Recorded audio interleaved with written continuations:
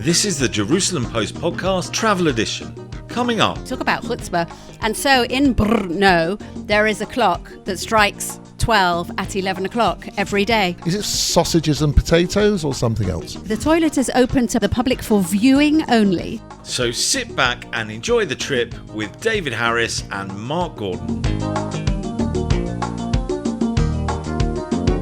Mark, David. do you remember what they used to say about London buses?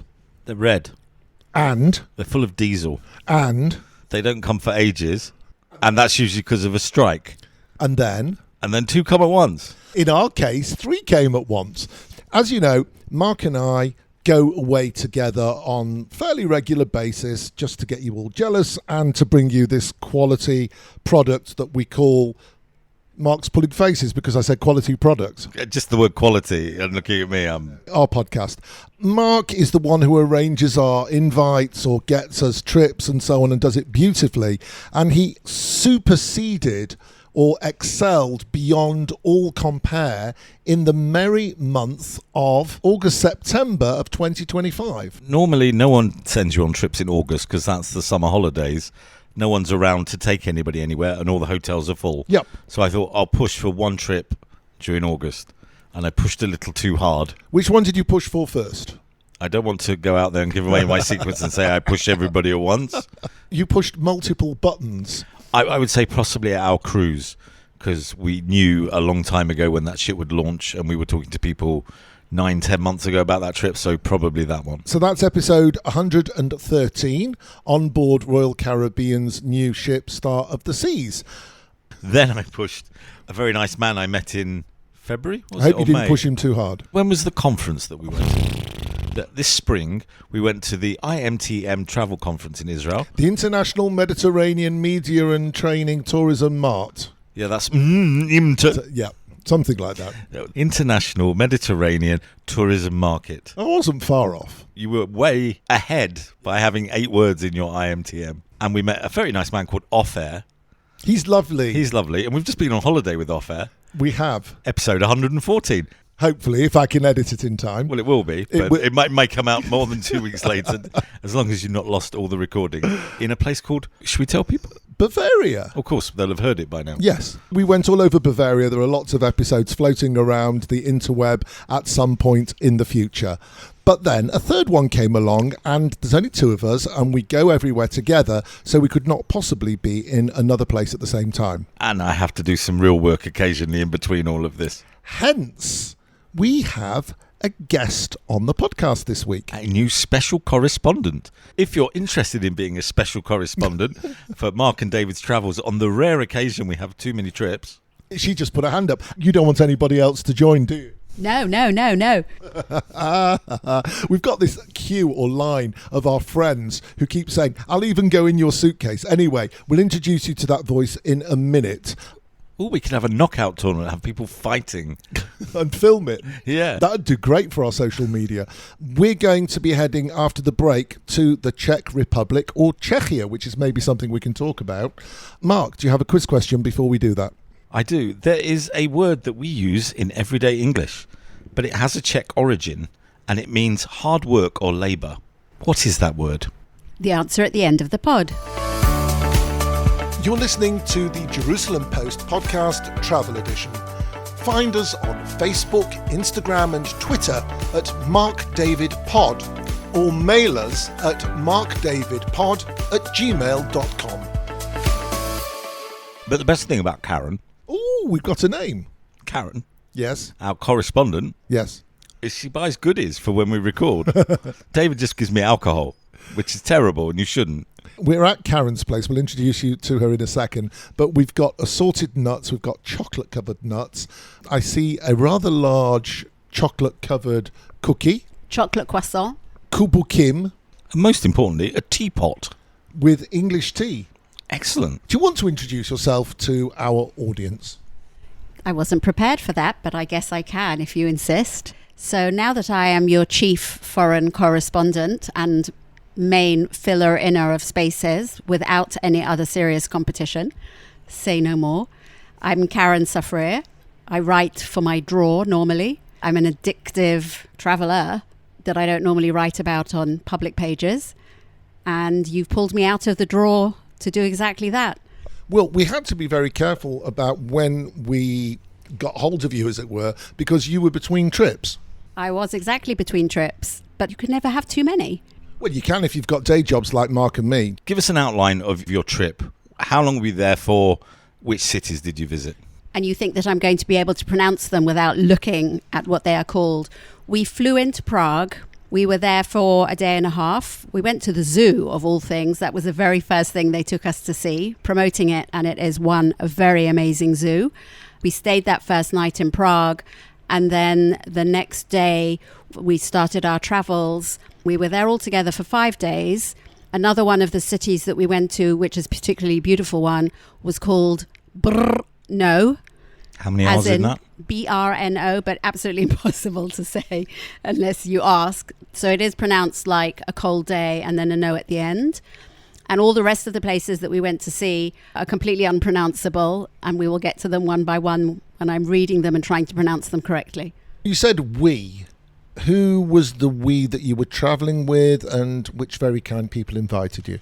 We were very kindly and very generously invited by the Czech Tourist Board, and they were amazing. The trip was really, really well organised with really good guides and excellent content. And the other part of the we was a group of Israeli travel bloggers, influencers, and some people who own travel companies. The CEO of Le Matériel Digital, a passport company, Mako were there, Channel 13, and a few others. There were 12 of us. Was it a very Israeli trip? Was the group quite demanding, or did they just go with the flow without naming names? Everybody went with the flow. Most of them were very good at saying please and thank you, which is always nice. We, the royal we were all very well behaved, and our interaction with our hosts was lovely. Apparently Czech people drink more beer than anybody else in the world. Was there much beer on this trip? There wasn't that much beer. There was a lot of white wine. We went to a winery that makes about 20 different kinds of white wine in southern Moravia, and we tasted all of them, I think. And then we had a long drive back to Prague where everybody just went to sleep because they'd all had so much wine. I hope the driver wasn't on the 20 glasses of wine. The driver was sadly left in the bus. Were you impressed by the wines? I mean, are you a wine drinker? I am a wine drinker, and some of the wines were very nice. Some of the wine was like the cheap French wine that you can sort of buy for €2 or something like that. Some of the white wine was really good, really fruity. The wine was lovely. We had a 6-course feast at a restaurant called Kohout, I think, Kohout. It was a beautiful meal, not only with your taste buds, but it was actually very beautiful on the plate. And it was a pairing dinner with white wine. So every course was paired with a different white wine, and they were outstanding. Interestingly, we were in Germany about the same time that you were in the Czech Republic, or Czechia, which we'll get to maybe. And the wine was pretty much entirely white there as well. Upper Franconian wine tends to be white.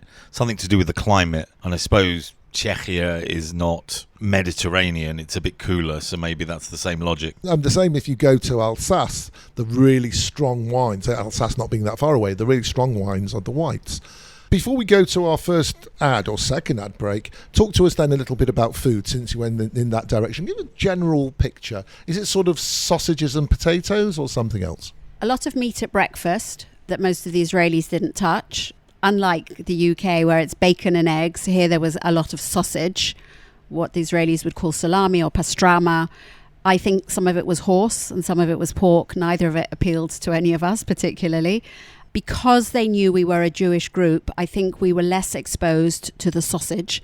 But when I went into a supermarket looking for gifts to bring home, there was a huge abundance, and there's no such thing as beef sausage there. Are there vegetarian options as you're going around to the different restaurants? Wherever we went, there were vegetarian options. The guy who works for the Czech Tourist Board in Israel is Muslim, and he's an observant Muslim, and so he keeps his equivalent of kosher. And in order to avoid eating food he wouldn't eat, he was actually vegetarian the whole time, and they provided good vegetarian food for him wherever we went. Is myth like what someone is before they become a Mrs.? Have we just come back from a winery and we're a little bit sicker? This is the most bizarre tourist attraction in Israel, I reckon. I'm going for a steak. Let's hope it will love me tender. A juniper bush! A juniper bush! And he's buried here and in Jerusalem, possibly. There's a bird behind me. I need to run, but I've got no legs. You're listening to the Jerusalem Post podcast travel edition with Mark Gordon and David Harris. We're still with our special correspondent, Karen. Dave and I have been lucky enough to go to Czechia with the podcast. Was it 2 years ago or 3 years ago? It felt like last week. Yeah. And we did a whole podcast all about Jewish Prague. I know you went to Prague, but we'll probably do a little bit less about that. But what Jewish things did you do on the trip? Well, historically, Czechia, as it's now called, and not Czech Republic, was a very, I don't know if it was dominated by Jews, but over the years, and especially around the 18th century, when I think Jewish life peaked there were a lot of Jews there. So consequently, there are a lot of Jewish things still standing. There were once 400 synagogues. I think now there are about 125 that have been restored. Throughout the country. And there are Jewish graveyards, which is, you would think, not interesting, but actually are quite interesting. Some of the synagogues outside of Prague have got mikvahs that are still standing and have been restored. And most of the buildings that were once Jewish homes have got plaques. And in addition, they have on the floor those brass plaques where Jewish families were that are stumbling stones in German, and Stoppelstein or something like that. And so they're all over the place as well. So you definitely get the feel that there were Jews there. And the Czech, I think, are very warm to their Jewish history and preserve it and are very warm hosts to Jewish people. What about today? You're a group of Israelis who show up there, and you've already said that the idea of eating horse or pork wasn't appealing. So what alternatives can you find? There's all sorts of cuisines available, and vegetarian food available and dairy food available. Specifically in the hotel that we stayed in the first night, which is called Duo, which was in Prague and is part of an Israeli-owned chain, they actually have facilities to put on kosher meals for groups. There's probably a minimum, but they do group kosher catering. And they put on a very nice Friday night for us, a traditional Friday night meal. What did you have? Well, amongst odd things that they considered traditionally Jewish was Moroccan carrots. But there was chicken and chicken soup and quite traditional. Well, Moroccan carrot is probably quite traditional for Moroccans. Moroccan Jews. There weren't any in our group. Did you have to fill out a form beforehand to say where you came from? Well, I don't know what kind of food they would have given me in that case, but Fish. No. Spicy fish. Did you go to any kosher restaurants on the trip? We went very briefly to the King Solomon in Prague, which is a restaurant with a very interesting history because the owner is like 10th generation Czech, and he traces back to 18-something where there was a Jewish restaurant that belonged to one of his ancestors on the premises. One of the things that Mark and I have seen in various places, for example, Vilnius, Krakow, is an attempt almost to recreate how Jewish life was once upon a time. In fact, we saw it in Lublin as well. So you've got Jewish-style restaurants run by non-Jews. They're not kosher, but they'll have chopped liver. In Vilnius, they had drawn on the walls of the old Jewish quarter the faces of people depicted from photographs that they had from 100 years ago. Did you come across any other attempts? I mean, you talked about the synagogues, which I guess is the ultimate. I think there is probably some of that in Prague, kosher-style restaurants, but outside of Prague, I didn't see any of that, interestingly. We ate a meal in a restaurant in a town that used to be a Jewish town, and there was a plaque outside with the name of the Jewish family that had owned it, but the restaurant had nothing to do with Judaism. We're recording this in the summer of 2025. Increasingly, since October 2023, travel has become more and more difficult for Jews and particularly Israelis around the world. You see regular reports on social media of Jews having trouble in restaurants, Jews being asked to leave establishments. Did you feel any of that in Czechia? Kind of interesting, because a week before I had been in the south of France, and France is suffering from, I would say, very heavy anti-Semitism right now. And I was with a couple of Israelis there, and somebody asked me where I was from. And I could see the horror on their faces when I said Israel, which was well received, incidentally, in Czechia. I didn't come across any kind of blatant or overt anti-Semitism. No graffiti on walls. And when you said you were from Israel as a group, it was all fine. Absolutely nothing. No graffiti. In the Jewish quarter in Prague, there are the hostage posters. Unlike in Paris, where I had seen them all ripped up, they were perfect. They were pristine. Nobody had scribbled on them. It's good to know that there are places around Europe where Jewish people can feel safe. 100% you feel safe. You're listening to the Jerusalem Post podcast travel edition with Mark Gordon and David Harris. The history of Brno, that of course that they were the settlements, the Czech settlements and as well Jewish settlements. The Jews were settled down here around already in the 11th century. And then when the city was established in the 13th century, how I said, as a king city, usually the margrave was posted here. The margrave was usually the brother of the king, the German inhabitants. And that was tour guide Eva Yildizova, introducing Karen to the world of Brno. Brno, it was. It was an interesting place, and although we did get to see some of the Jewish aspects too, I actually want to talk about something that made me laugh, because they always say that Jews have the most chutzpah, but this little story that I want to tell you really made me laugh. It used to be a fortified city in Moravia, and in 1645, near the end of the 30 Years' War, there were 28,000 Swedes who were trying to conquer the city, and there were about 1,500 Czechs. They didn't have a really big chance.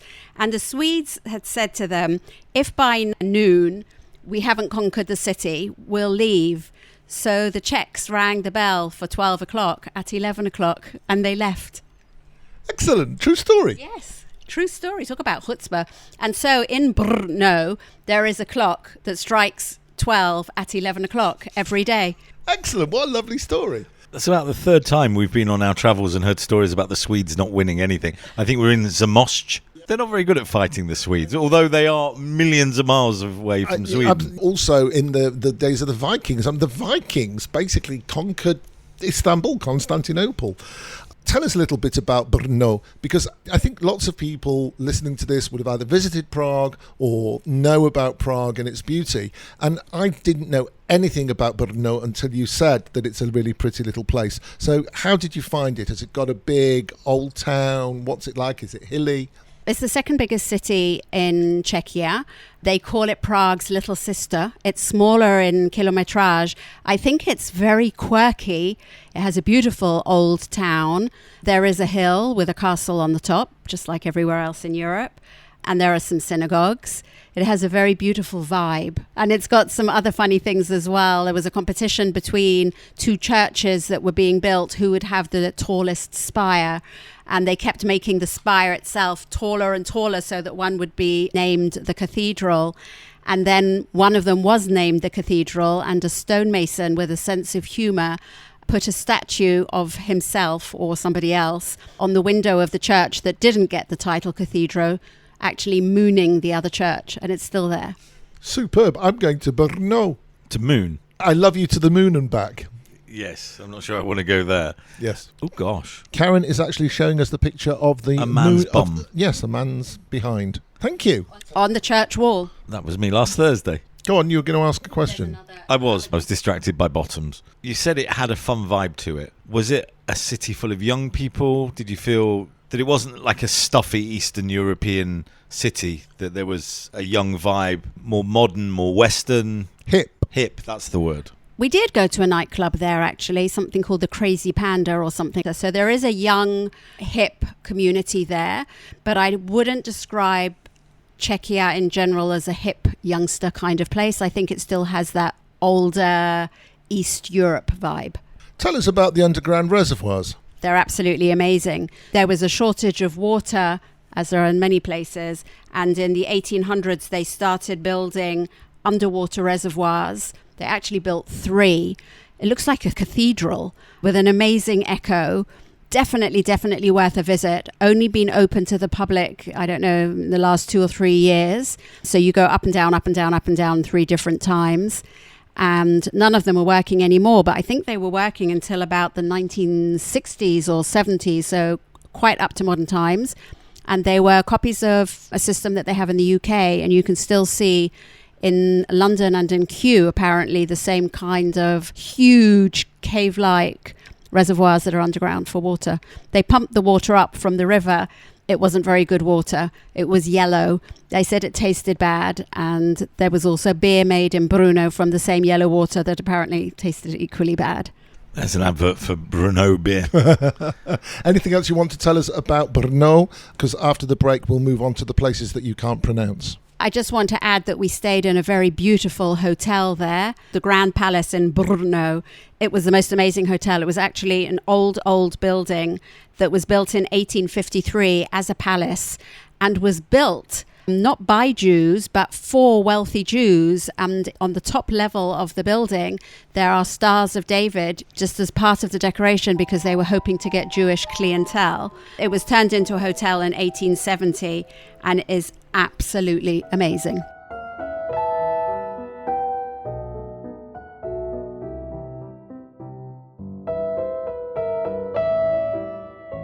Czechia Fact File.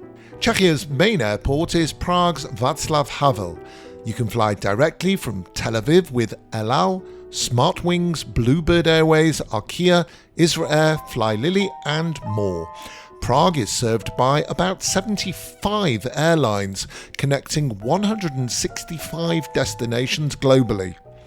To get to downtown Prague, you can buy a 90-minute public transport ticket, which costs $2 and covers bus and metro rides. The Airport Express bus to the main train station costs $5. For taxi and ride services, you can expect to pay $37, which can increase to around $50 during peak traffic times. Pre-booked shuttles to the city centre start at around $7 and to hotels at $14. The currency is the koruna or crown. $1 will buy you around 20 Czech koruna as of fall 2025. Czechia generally enjoys warm summers and crisp winters. Spring, April to June, and early autumn, September, offer mild weather, fewer crowds, and very pleasant travel conditions. August average high is around 25 Celsius or 77 Fahrenheit, and in December, the average low of -2 Celsius or 28 Fahrenheit. Recommended hotels include the Golden Key in Prague, a charming boutique stay centrally located in Prague's Old Town. In Brno, the Grand Palace is a 5-star luxury property set in a prestigious historic building. One of Prague's most beloved street treats is the trdelník, a sweet spiral-shaped pastry often nicknamed the chimney cake. It's made by wrapping dough around a skewer, rolling it in sugar and cinnamon, then roasting it over an open flame until caramelised and golden. Crunchy outside, soft on the inside. And it's often filled with fruit ice cream, whipped cream, Nutella, and impossible to pronounce after your second bite. King Solomon, located in Prague's historic Jewish quarter, is the oldest kosher restaurant in the Czech Republic, serving authentic pre-war and Central European Jewish cuisine. Shabbat meals are available from Chabad of Prague.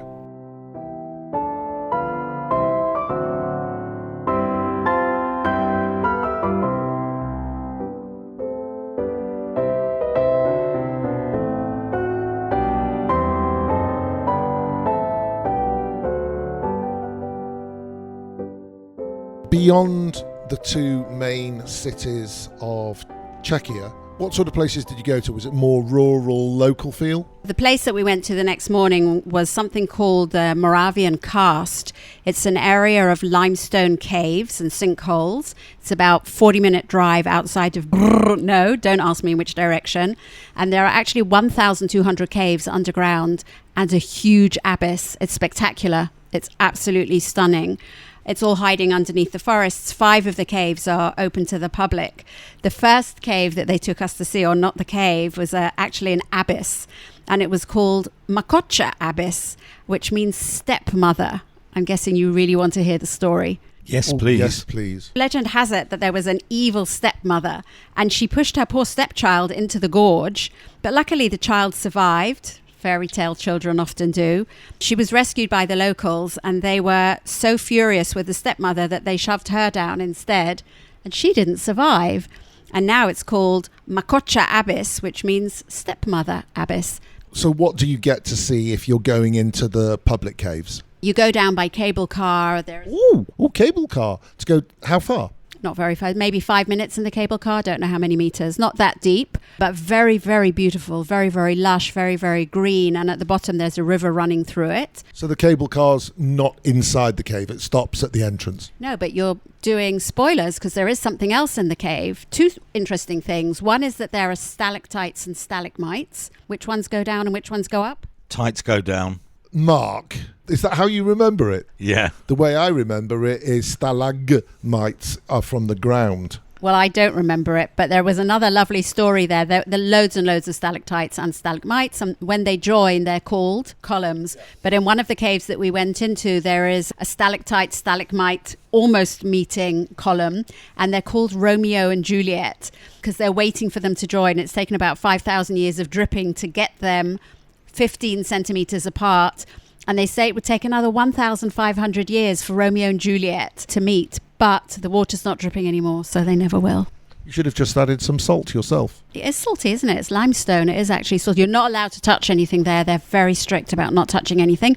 But in one of the caves, there is a stalactite that you are invited to stroke. Caves and tight spaces. Do you need to have no fear of heights? You need to be fit, or anybody can really access this? Not scary. The caves are huge. You don't have to crawl or go on your hands and knees. There is a boat trip. On the boat trip, they tell you keep your hands inside because you can get poked by whichever direction they're going, stalactites and stalagmites. But other than that, it's actually a very beautiful boat ride. Kind of looked like you were going to Hades. Captain of our boat, if that's what you would call him, had this big black hood on, and I'm like, where's he sailing us to? But it was beautiful. You went on to... Is it a Jewish town, not a Jewish town, with your lovely guide, Matt? Yes, we went to a place that I think they pronounce Boskovice, probably. It's a Jewish town without Jews. When it was a thriving Jewish town, there were 4,000 Jews there.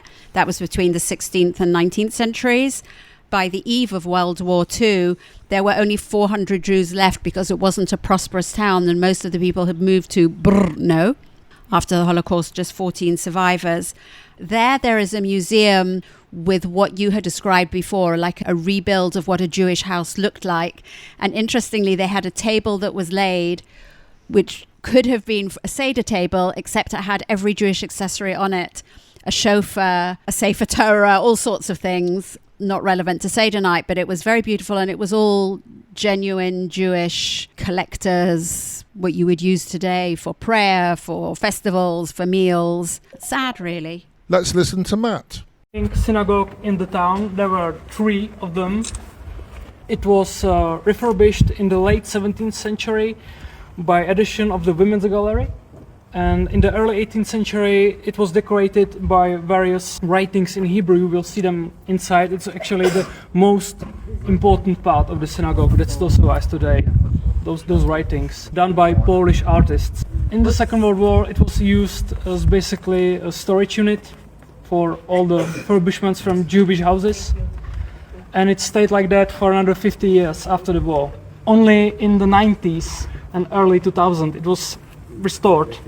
And it serves as not as a synagogue, but basically as a cultural center. Concerts and exhibitions. You say it was a Jewish town and it's without Jews. Is Boskovice today unoccupied, or are there non-Jewish residents in the place? The place is a small town full of Czech residents, no Jews. Our guide who guided us through the Jewish quarter and to the synagogue and the mikveh was not Jewish. He was from the local historical society and employed by the municipality. The synagogue there has been beautifully restored. We're looking at a picture that maybe you should show Mark as well. It's quite amazing. Tell our listeners what you're looking at in these pictures that you saw yourself. On the ceiling of the entrance into the synagogue was loads and loads of Hebrew. There was the prayer that you say when you take out the Sefer Torah on Shabbat, the one that we sing. There was Birkat HaKohanim, the Cohen's blessing. There was the mourner's prayer. There was nothing left of this synagogue, by the way. Inside there are pictures of the restoration. So this is all restored, but beautifully, beautifully restored. It's a stunning synagogue. Is it open to the public? Is it like a museum?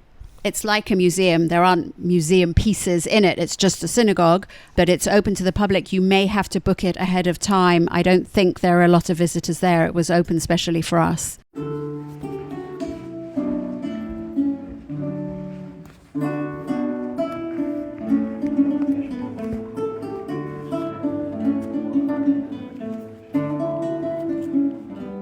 Travelling through Central Europe, there's always at least one big country house that belonged to the lord of the manor, the king, the duke. Did you get to see any of those? There is a very famous chateau in Lednice, which is called the Lednice Chateau, obviously, and belonged to the Liechtenstein family, who were a German family. They had this house for over 700 years. It's huge. It's gorgeous.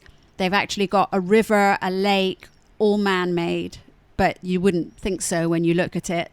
The ceilings have got wood carvings. There's a suspended staircase. The most gorgeous toilet I have ever seen anywhere. Things worth seeing. Open to the public? The toilet. Yes. The toilet is open to the public for viewing only. Describe it for us. It looks like a fish with a huge open mouth swallowing a shell. I'm trying to picture that and how one would use it. Sounds uncomfortable to me. You've got to be careful you don't get bitten. The fish is basically a double U bend or the letter N upside down or something like that. Apparently, it's now closed, but it will reopen shortly. In Prague... Are we talking about the toilet or the stately home? The toilet. In Prague, there is the biggest European museum of toilets. Ooh, I thought it was where we were in Kiev. Anything else you want to tell us about the trip in terms of places? Now, you've just shown me another picture. That to me looks like a mosque. It looks like a mosque. It's a minaret, and it has a minaret. And it also has inscribed on the sides quotes from the Quran. But it is not a mosque. It was a whimsy. It was built by the Liechtenstein family as a lookout post. There are 300 and something stairs, which we climbed, or the better people in the group climbed, me being one of them. Those who teach spinning classes. Indeed, those who teach spinning classes. And the view from the top was spectacular and definitely worth doing it. It was never a place of prayer. And there wouldn't have been anybody there who would have been interested in praying in there. Do these Liechtensteins have anything to do with the country Liechtenstein? I don't know, but they lived in Czechia for 700 years and they never learnt to speak Czech. They have a huge library there with books in every language on the globe except Czech. We'll save the best to last before we do a few summarising tips and so on. Wine, booze. Well, you're in the right place and you're with the right person. So from there, we went on to a tiny village, the village of Pavlov, populated by Dogs. almost nobody, 1,000 people, most of them with hangovers. And they grow their own grapes there. Most of the wineries grow their own grapes in their own vineyards and then harvest the grapes. They press the grapes themselves. They don't bottle in the wineries, but they press, then they send them out, then they get it back again to sell. They have all different white grapes. There is a local grape called Palava, which is a cross between a horribly mispronounced, probably Gewürztraminer and Muller Thugo. The first half of that Mark and I are familiar with. And the rest they have Riesling, Sauvignon Blanc, Chardonnay. They were fruity, they were balanced, they were delicious. And it's a really good place to stay. There are cycling paths there, it's hilly and very beautiful. Perfect for Mark. Especially after 20 wines, I would be cycling up a hill. Let's begin to wrap. What would you take away as being your key memories? Is it the people, the places, the tastes, the smells? It's a very beautiful country. The hilly areas are very beautiful. The old parts of town are very beautiful. I think the people are very friendly. I think they are warm to tourists, warm to Jews, Israelis. The food is good. The wine is really good. I found the history very interesting. Not everybody likes history. They do adventure trips there. You can do cycling, paragliding, water sport. We didn't get to do any of that, but that's all available in Czechia. And brewing. Are you going to go back? Well, they invited me back, but unfortunately it falls on Rosh Hashanah, so not this time. But yes, I'm looking forward to going back. I really love the Czech Republic. If you'd like to fight Karen for the chance to go back to the Czech Republic, please contact us at markdavidpod@gmail.com. We will film the jousting. Karen, before you disappear, well, actually, you're not going to disappear because we will, because we're in your beautiful home. Just tell people out there a little bit about what you do when you're not traveling the world. So I have several hats. My main hat is event production. Based in Israel, I primarily do private events in Israel, but I also do destination events, UK, South Africa, America, Mexico.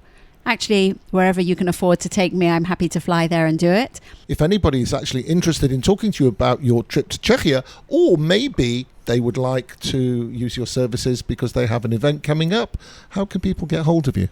Actually, I have a dream to do a bar mitzvah in one of the old synagogues in Czechia for a family of Czech descent who would be interested in taking a small family group and doing a really special bar mitzvah and bringing some Jewish life back to one of these old synagogues. Is it payment by credit card or check only? If you want to get in touch with me, I have a website, Karen and Co, KarenAndCO.co.il. Excellent. Next time I get married. Karen Safrir, thank you very, very much indeed. And who knows, maybe you'll get another trip on the podcast. Inshallah. This is Mark Gordon from the Jerusalem Post Podcast Travel Edition. Find us on Facebook, Instagram and Twitter at MarkDavidPod or mail us at markdavidpod@gmail.com. Oh, I'm having pangs of jealousy here. I don't think we should give away any more of our trips. Shall we talk about Karen or the fact that she's sitting behind her back? Karen's a cat lady. She's got 2 cats. But she's a very good host. If ever I had a wedding or something, I'd think about Karen. Oh, it's not like you've got any weddings coming up. Oh, no, not at all. What do we want to say? The Czech Republic is a beautiful place. I've been 2 or 3 times. Stunningly beautiful. I'm in love with Prague. But like many people, I've only really once been outside Prague and only to a small town nearby. So I've never got the feel for something also we didn't talk about, of course, is the spa towns. And there are other things of Jewish interest which we're not going to discuss on this podcast, but from recent memory. So a big thank you to Czech Tourism and particularly Tamer, who organised the trip. When you're going to the brewery, let me know, and David, and we'll take that one. Sorry, Karen. And a big thanks to our special guest reporter on this episode, Karen Safrir. What a pleasure. I mean, we got a woman on, at least that's something, but another Brit. Yes, sorry, Americans. If you're American and you want to fight Karen for a chance to be on the podcast, we'll pay double. If you've enjoyed Karen's dulcet tones, then please do drop us a line and let us know at MarkDavidPod social media, markdavidpod@gmail.com for email. Remember to share it with your friends and give us a 5-star rating. 6 if you can. What about that quiz question way back at the start? The question was, the Czech word for labour is used in everyday English. What is that word? The Czech word for labour is used every day in English. In everyday English, not every day. Okay. Toil. Nope. Ask Karen. I'm sure she'll know, because you'll never get it. Even though we've said goodbye to her, you want her back on the podcast. Yeah, bring her back. It's still Karen's house. Karen! Karen! Bring her back! She's here. Could it be anything to do with automated robots? Oh, at least there's one bright person in the room. I think I have just been replaced. No, I need someone to carry the bags and do the editing afterwards. She does spinning. I'm sure she's eminently capable. She's probably a lot stronger than the 2 of us combined. Very, very true. So the answer, robots, robotica? So the Czech word for labour is robota, meaning labour, and it was popularised by the writer Karel Čapek. There you go. Not a lot of people know that. They do now. And if you listen to our podcast All About Bayreuth, you might hear all about influencers being replaced by robots and AI, which brings pleasure to all of us. Folks, that's another episode chalked off. We've got way over 100 podcasts now. Go back through the archive. There'll be something for you. And if you don't find a destination that you're interested in, whether it's in general or with a particular Jewish or Israeli direction and angle, then drop us a line to @MarkDavidPod or MarkDavidPod at gmail.com, and maybe we'll cover the story that you want us to. If you drop us that line with the head of Press Trips email address from that country, we will see what we can do. Have a good one, everybody. Take care, folks. Bye-bye. Bye-bye.